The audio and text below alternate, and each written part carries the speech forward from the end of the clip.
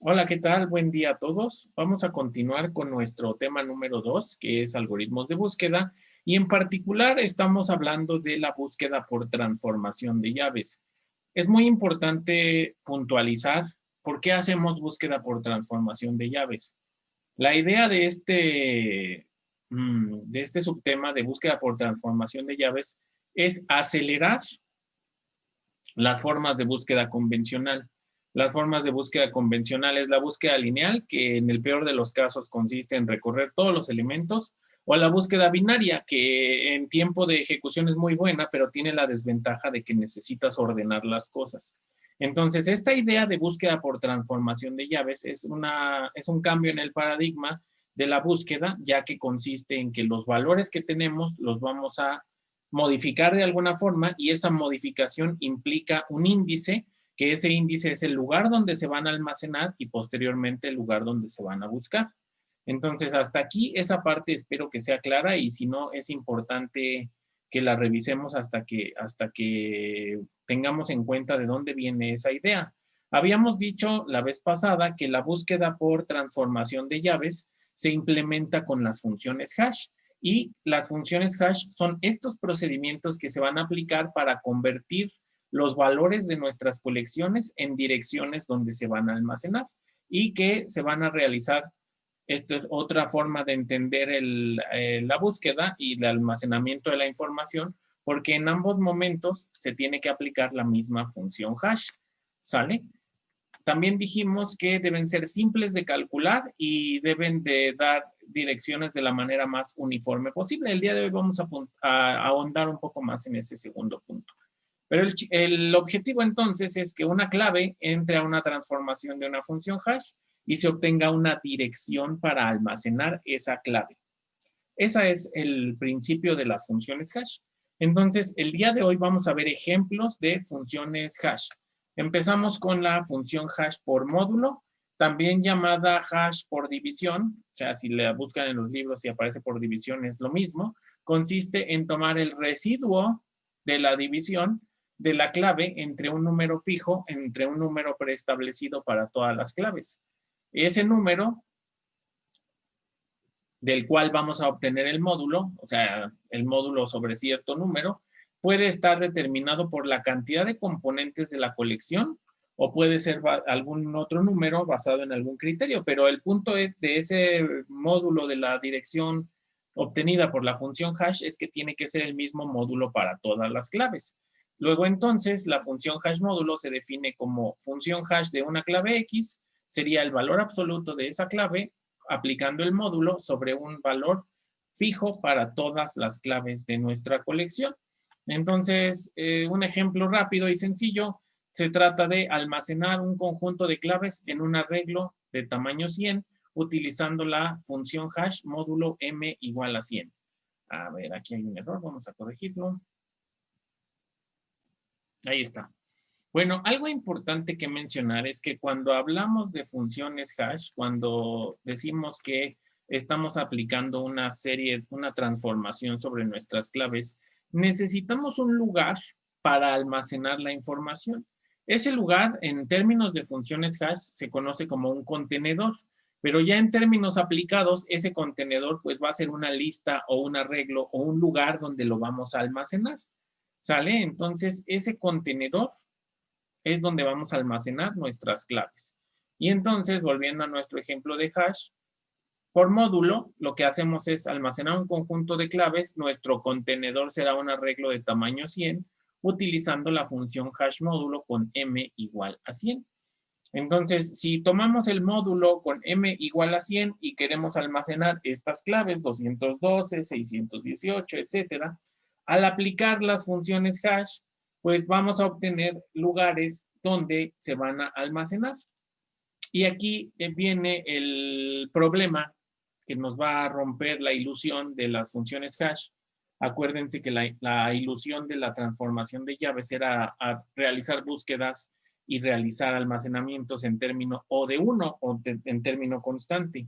Pero el problema que va a haber es que al aplicar las funciones hash, vamos a obtener valores repetidos. Entonces aquí tenemos la misma posición para la clave 212 que para la clave 612 y también tenemos la misma posición para la clave 302 que para la clave 702. ¿Sale? Entonces, aquí en el caso del módulo, es una función hash que nos va a dar regularmente claves que son repetidas. Ahora bien, si tomamos un módulo como m igual a 100, es más probable que haya claves repetidas.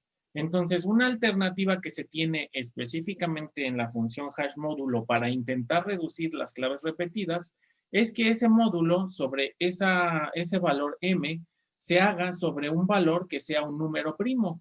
Y si en este caso estamos hablando de un arreglo de tamaño 100, pues ese número primo debe ser lo más cercano al tamaño del contenedor, el más cercano posible al tamaño del contenedor. Entonces, el número primo más cercano al 100, pues sería el 97. Por lo tanto, una alternativa es ahora aplicar la función hash módulo, pero con m igual a 97.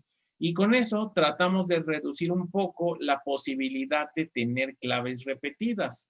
Y aquí vemos, por ejemplo, al aplicar la función hash, pero ahora con m igual a 97 para las mismas claves, pues vemos que desafortunadamente aún encontramos una clave repetida, que en este caso es, no clave, sino una posición repetida. Me equivoqué, que en este caso es el 704 y la 510, ambos van a dar como resultado el valor 25, ¿sale? Pero bueno, al menos aquí solo fue una clave y al tener un número primo como el valor de la función hash de módulo, pues entonces se reduce la posibilidad de tener valores repetidos, ¿sale? Y pues ya, esa función hash es la más sencilla de todas. Después tenemos la función hash cuadrado. La función hash cuadrado, como su nombre lo dice, lo que vamos a hacer aquí es elevar al cuadrado. Ahora, la función hash cuadrado podríamos decir que es el complemento o el contrario de la función hash módulo, porque en la función hash módulo lo que tenemos que hacer es dividir nuestras claves. Ahora, ya si nos ponemos en términos de valores críticos en sistemas de tiempo crítico, la operación de división computacionalmente es más lenta comparado con el resto de operaciones aritméticas y operaciones a nivel de bit. La división va a ser más lenta que las sumas, que las multiplicaciones o que los corrimientos de bit a la derecha o hacia la izquierda. Entonces, si en ciertos momentos críticos se evita el uso de la división, se puede reducir el tiempo de ejecución de una función hash. ¿Y en qué consiste la función hash cuadrado? Pues en elevar al cuadrado el valor dado y tomar como clave los dígitos centrales del resultado obtenido. Y el número de dígitos centrales que se consideran para el índice o posición, pues nuevamente va a depender del tamaño del contenedor. Entonces, sea acá un valor para almacenar o buscar, a ver, otra vez, sea acá un valor para almacenar o buscar la función hash para obtener la posición de ese valor, queda definido como los dígitos centrales de elevar esa clave al cuadrado. Ahora, vamos a suponer que ya elevamos al cuadrado algunas claves y al elevarlas al cuadrado nos puede dar diferentes resultados.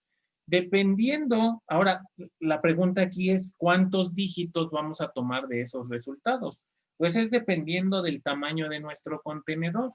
Si tenemos un arreglo de tamaño 100, pues se deben de tomar 2 dígitos. Si tenemos un arreglo o contenedor de tamaño 10 y además el resultado de elevar al cuadrado es un número corto, pues tomamos únicamente el dígito central. Si al elevar al cuadrado obtenemos un número bastante grande y además el contenedor es de tamaño 100, pues tomamos 3 dígitos. Perdón, de contenedores de tamaño 1000, tomamos 3 dígitos. Ahora, ¿qué pasa? Lo que seguramente van a preguntar es, ¿qué pasa si, por ejemplo, al elevar al cuadrado una clave nos da este valor y nuestro contenedor solamente es de tamaño 10? ¿Cuál es el dígito central? ¿Es el 3 o es el 8? Bueno, en este caso, lo que se toma como el dígito central es el dígito menos significativo, que sería el 3. ¿Sale? Entonces, pues bueno, aquí hay que tomar la flexibilidad que puede dar una función hash para que en algún momento dado los dígitos centrales puedan cambiar de tamaño dependiendo del tamaño de contenedor. ¿Sale? Entonces, nuevamente vamos a ver un ejemplo. Sea n el tamaño de una colección, sus direcciones, los números comprendidos entre 1 y 100, y sean k dos claves que queremos almacenar. Para obtener dónde van a ir guardadas esas claves, lo primero que hay que hacer es elevarlas al cuadrado. Al elevar al cuadrado 7,259 nos da 52 millones y cacho, y al elevar 9,300 al cuadrado nos va a dar más de 87 millones. Ahora, de aquí, ¿cuáles son los dígitos centrales? Pues los dígitos centrales, para el primer caso, van a ser 93 y para el segundo caso va a ser 90. Ahora bien, en algunas funciones hash, como lo que está pasando aquí, nos está diciendo que el contenedor va a tener direcciones entre los números 1 y 100. Eso quiere decir que no podríamos tener una dirección 0. Como no podemos tener una dirección 0, para garantizar eso, a nuestra función, a cualquiera de nuestras funciones hash le podemos agregar un +1 si es que no queremos obtener el valor 0. Y con eso, pues simplemente lo que hacemos al sumar el 1 es garantizar que no exista un índice 0. Por lo tanto, a los dígitos centrales ya elevados al cuadrado, si al dígito central le sumamos 1, la posición para el 7,259 es 94 y la posición para el 9,353 es 91 en un contenedor de tamaño 100. ¿Sale? Así sería el funcionamiento de la función hash cuadrado. Ok, pues vamos a avanzar. La siguiente función hash es la función por plegamiento.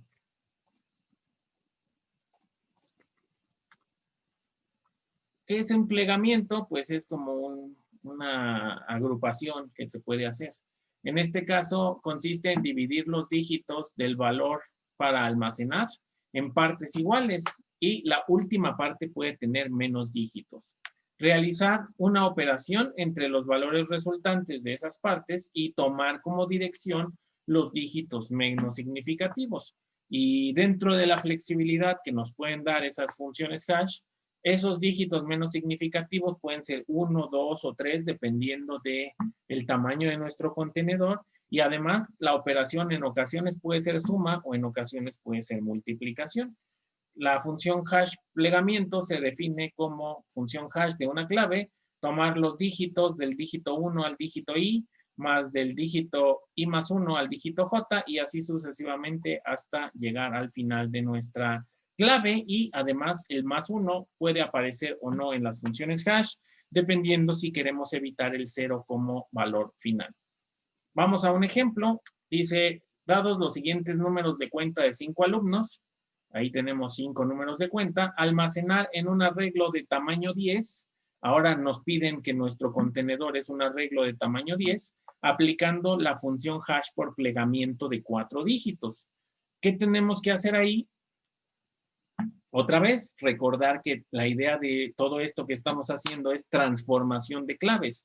Quiere decir que a las claves, que en este caso son nuestros números de cuenta, les tenemos que hacer una transformación para obtener el lugar donde las vamos a almacenar. ¿Qué transformación le vamos a hacer? Le vamos a hacer la transformación de plegamiento. ¿Y cómo lo vamos a hacer? A cada número de cuenta que nos están dando, lo vamos a hacer un pliegue de 4 en 4. Pero como nuestros números de cuenta tienen 9 dígitos, pues tomamos los primeros 4, los segundos 4 y la última parte es la que puede tener menos dígitos. Aquí es donde estamos haciendo la transformación a nuestra clave, haciendo este plegamiento, y después lo que nos dice la definición de la función hash es que hay que sumar esas partes que se dividieron. En este caso, sumamos las partes de nuestra clave y al resultado obtenido, el dígito menos significativo es la posición para esa clave. Quiere decir que este número de cuenta va a almacenarse en el índice 5 de nuestro arreglo de tamaño 10. ¿Sale? Más o menos Ok, y entonces, ¿qué pasaría con los otros números de cuenta? Si a todos los números de cuenta que nos están dando le aplicamos el mismo plegamiento, pues al momento de sumar, el dígito menos significativo es el que se toma para la posición. Y así es como se verían esos números de cuenta almacenados en nuestro arreglo de tamaño 10. El número de cuenta 4032XX va en la posición 0 porque eso nos dio la suma del plegamiento. Y aquí es un ejemplo donde se puede ver tal vez de manera más clara esta idea de transformación de claves. ¿Sale? Ahora bien, como habíamos visto en la función hash módulo, aquí no lo vimos, pero se pudo haber visto fácilmente, es el final de bueno, la desventaja que podemos tener en las funciones hash, el lugar donde ya no funciona tan bien, que son las colisiones. Entonces, una colisión consiste en obtener el mismo índice o la misma posición o el mismo resultado al aplicar una función hash a dos o más valores diferentes. ¿Sale? Esa es la definición de colisión. En la elección de una función, de un método adecuado para resolver colisiones, es tan importante como la elección de una buena función hash. Esto quiere decir que el hecho de que existan colisiones o valores repetidos no significa que ya no vamos a usar las funciones hash. Al contrario, cada vez que surge una colisión o un valor repetido, tenemos que tratarlo o hacer alguna otra acción para poder almacenar ese valor o para poder buscar ese valor. Entonces, existen diferentes mecanismos para trabajar con este tipo de colisiones y saber cómo las vamos a trabajar, pues es igual de importante que una función hash. Entonces, normalmente cualquiera que sea el costo, el método que vamos a utilizar, resulta costoso tratar con las colisiones. La idea o el objetivo de trabajar con las colisiones es encontrar una función que ofrezca la mayor uniformidad en la distribución de índices o posiciones. Uniformidad se refiere a que pues, se busque evitar hasta donde sea posible la repetición y además pues, también el reacomodo en las claves repetidas. ¿Sale? Entonces, tenemos tres mecanismos para trabajar con colisiones. El primer mecanismo es la reasignación y para la reasignación existen tres variantes más, que son prueba lineal, prueba cuadrática y doble dirección hash. Y esta de doble dirección hash se puede extender a triple o cuádruple o un múltiple uso de direcciones hash. Entonces, la reasignación por prueba lineal es como la ranita que salta en la recta numérica, consiste en que una vez que se detecta una colisión, se suma una unidad en la dirección obtenida. ¿Y cuántas veces se va a sumar una unidad? Tantas veces como sea necesario para encontrar el valor buscado. Esto se realiza para hasta encontrar una posición disponible. Y bueno, pues esta idea va a funcionar hasta cierto punto, dependiendo de cuántas otras claves ya estén almacenadas en ese arreglo o contenedor. La desventaja que puede haber en este método, pues son dos desventajas. La primera es que puede haber un fuerte agrupamiento alrededor de ciertas claves, mientras que otras zonas del contenedor donde se almacena pueden permanecer vacías. Así como en la densidad de población hay ciertas zonas que tienen muchísima gente y otras zonas que prácticamente están vacías, ocurre algo similar, pero en términos de posiciones y de valores almacenados en arreglos con el método de reasignación. El método de reasignación se define como tenemos una dirección original dada una función hash, pues vamos a buscar una dirección alternativa sumándole 1 a la dirección original, una segunda dirección alternativa sumándole otro a la dirección obtenida y así sucesivamente hasta encontrar una dirección adecuada. La segunda variante por reasignación es el método de prueba cuadrática, el cual es bastante similar al anterior.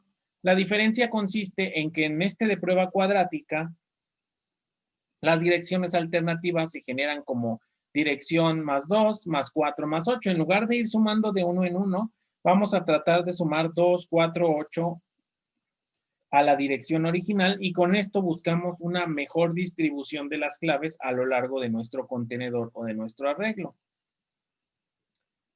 Sin embargo, bueno, a veces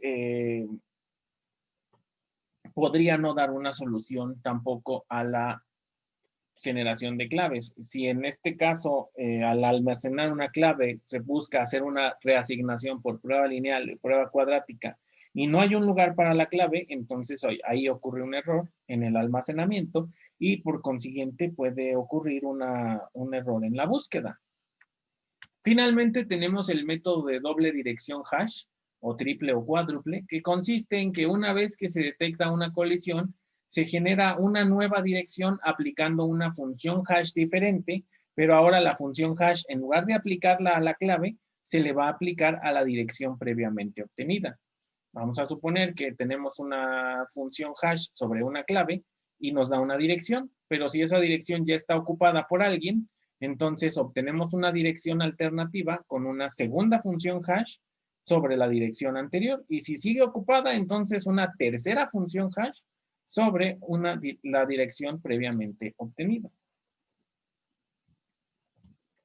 Entonces, este método para resolver colisiones de reasignación pudiera no resultar, no garantiza un éxito siempre, porque podría haber casos en los que no se encuentre una dirección alternativa para almacenar el valor. Entonces, esa es una desventaja. La ventaja que tiene la solución de colisiones por reasignación es que no se necesita memoria adicional, que todas las operaciones de buscar direcciones alternativas se hacen sobre el arreglo original.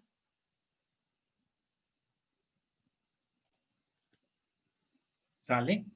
Ok, entonces el siguiente método para resolver colisiones es el de arreglos anidados. Este método es más rápido que el anterior, pero tiene la desventaja de que utiliza memoria adicional. Y esa desventaja puede llegar a ser grande. Dice, consiste en que cada elemento del arreglo o del contenedor donde vamos a almacenar, pues tenga otro arreglo en el cual se almacenan los elementos que colisionan. Es decir, que se convierte en un arreglo bidimensional. ¿Sale? Entonces, si vamos a almacenar 10 o si nuestro contenedor es de 10, pues necesitamos un arreglo de 10 por 10. Y entonces, bajo los índices que tenemos en ese arreglo de 10 por 10, que serían 0, 1, 2, 3, 4 y así sucesivamente, para cada uno de los índices tenemos otro arreglo del mismo tamaño. Y así cuando haya una colisión, por ejemplo, si aquí hay almacenado un valor y de repente queremos almacenar otro valor en otro índice y después un nuevo valor requiere otra vez el índice 2, pues recorre el arreglo que hay dentro de ese arreglo y ahí almacena el respectivo valor. Entonces, así es como funciona los arreglos anidados. ¿Sale? Ahora bien, con respecto a la solución de colisiones con arreglos anidados, implica un desperdicio de memoria, ya que se requieren muchos espacios de los cuales la mayoría no serán utilizados. Tomando en cuenta que nuestro contenedor es de capacidad 6, si en algún momento se llenan esos 6 elementos, pues todo lo demás pues ya no va a ser utilizado y se desperdicia. ¿Sale? Entonces, la ventaja de arreglos anidados es que es un método muy rápido para resolver colisiones. Si en algún momento dado no es muy grande el arreglo que vamos a almacenar, pues se puede convertir en un arreglo bidimensional. Pero si crece mucho, pues ya podría desperdiciar muchísima memoria. ¿Sale? Y bueno, finalmente tenemos el mejor método para resolver colisiones dentro de las funciones hash, que es el encadenamiento. El método de encadenamiento consiste en que cada elemento del contenedor se convierta en el inicio de una lista ligada. ¿Cuál es la mejora de los arreglos en el almacenamiento? Pues es las listas ligadas. Y esa misma lógica se aplica en la solución de colisiones. ¿Sale? Entonces, en esa lista ligada se agregan nuevos nodos cuando existen colisiones. Este método es el más eficiente debido al dinamismo de las listas. Cualquiera que sea el número de colisiones que se presenten, se pueden resolver sin inconvenientes. ¿Sale? Y pues aquí está el ejemplo. Tenemos nuestro contenedor y si en nuestro contenedor al almacenar elementos pues llevan al índice 0, pues aquí se guarda. Al índice 4, pues aunque haya otro elemento, pues simplemente se agrega como un nodo al final de cada una de las listas ligadas. Siendo este entonces la mejor manera de solucionar colisiones para las funciones hash. Ahora, el compromiso hash y espacio-tiempo, pues básicamente las funciones hash son un buen ejemplo, son el mejor ejemplo del compromiso espacio-tiempo, ya que si no existiera límite en la memoria, se podría buscar cualquier dato utilizándolo directamente como clave. O sea, el dato en sí mismo ya es una dirección y si el dato no se repite, pues las claves no se repiten. Pero si se tuviera todo el tiempo disponible, se necesitaría muy poca cantidad de memoria adicional utilizando búsqueda secuencial. Y esto nos lleva a una pregunta de examen, que aquí está más o menos la respuesta. ¿Por qué el peor caso de las funciones hash es igual que búsqueda lineal? Ahí se las dejo para que lo piensen. Y pues bueno, con esto estaríamos cerrando nuestro tema número 2, que es los algoritmos de búsqueda. Y pues continuaremos más adelante con la práctica de la transformación de llaves, la práctica de funciones hash, y después avanzaremos a nuestro siguiente tema. Entonces, pues muchas gracias. Eso sería todo por hoy. Nos vemos la próxima.